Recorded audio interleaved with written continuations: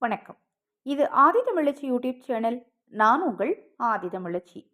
இன்று வாராகியின் வாக்கு. அனைத்தையும் என்னிடத்தில் சமர்ப்பித்துவிடு.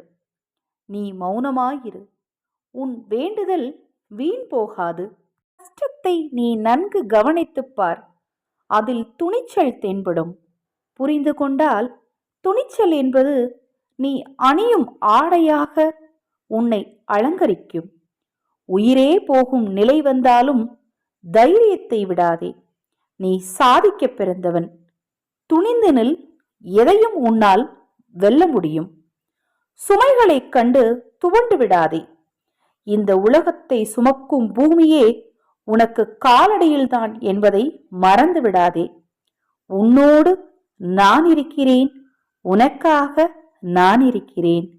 அனைவருக்கும் எனது அன்பு வணக்கம்.